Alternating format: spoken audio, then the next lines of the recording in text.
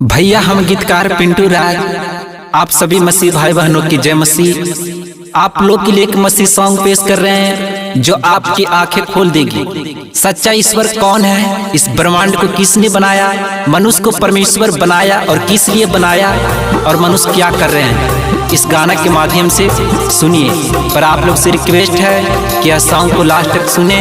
यदि इस गाना में सच्चाई है तो लाइक सब्सक्राइब कमेंट करिए, नहीं तो डिसलाइक करिए। आमीन।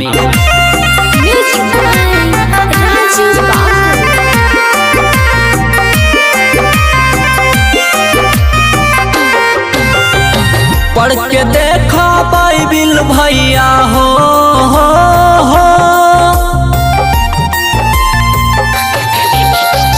पढ़ के देखा बाइबिल दीदी करतन विश्वास हो। प्रभु जी बनबले हवा दुनिया संसार हो, प्रभु जी बनबले हवा धरती आकाश हो। पढ़ के देखा बाइबिल चाचा, पढ़ के देखा बाइबिल चाची करतन विश्वास हो।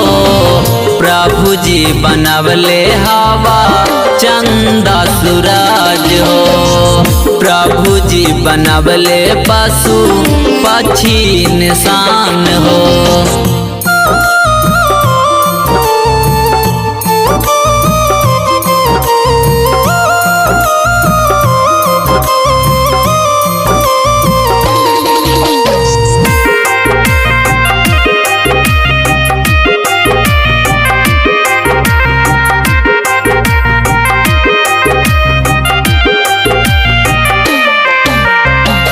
मनुष्य के बनबले प्रभु अपना स्वरूप में, कहले कि फला फूला भर जा संसार में, भर जा संसार में।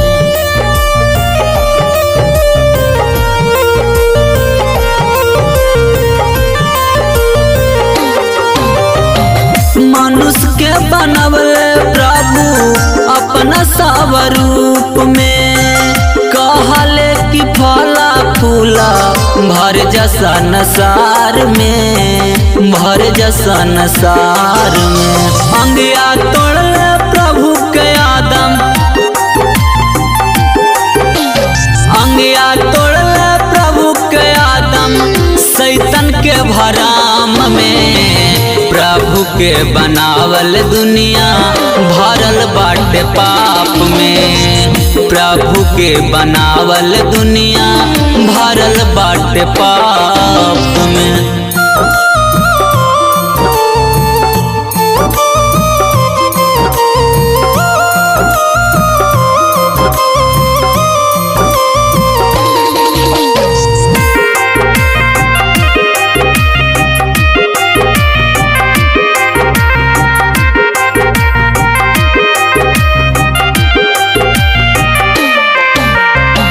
माता के गर्भवा में कैले बार रचनावा, दुनिया में भेजले प्रभु अच्छा करके करामावा, करके भजनामा।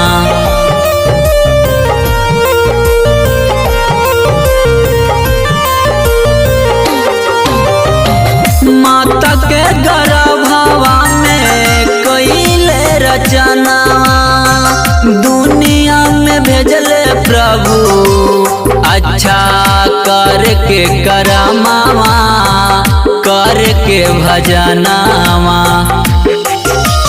भूल गइल बा सारा लोगवा,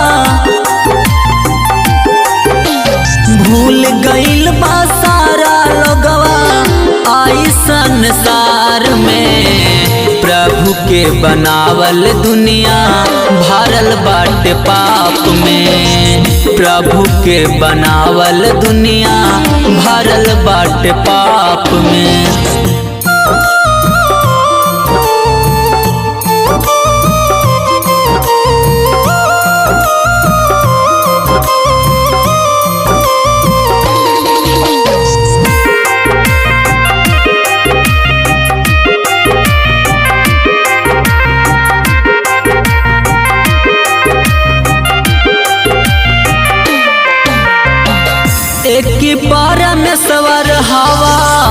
प्रभु जी हमार हो, दू जाना और कोई हवाई सवार हो, हवाई सवार हो।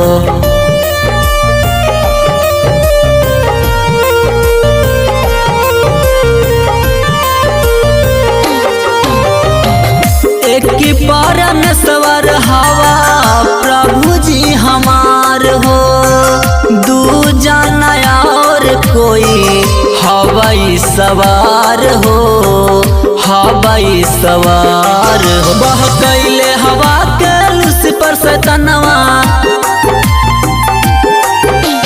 बस में कैले लूसीफर शैतानवा पूरा संसार हो। धरती पर कहत बाड़े वही भगवान हो, मानत लोग सवे इनके भगवान हो।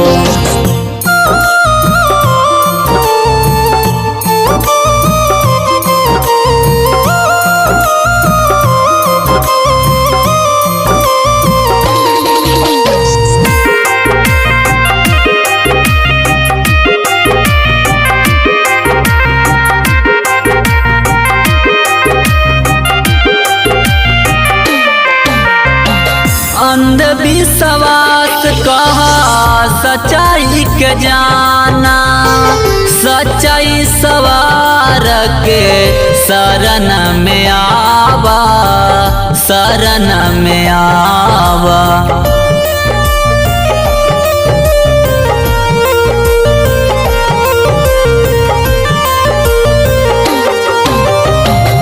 अंधविश्वास कहा सच्चाई के जाना, सच्चाई सवार के शरण में आवा, शरण में आवा। दिहल जन्म जब माता पिता, दिहल जन्म जब माता पिता, माई कहव के हुआ और के कितना दुख होई समझा बाबू माई के, कितना दुख होई समझा बाबू माई के।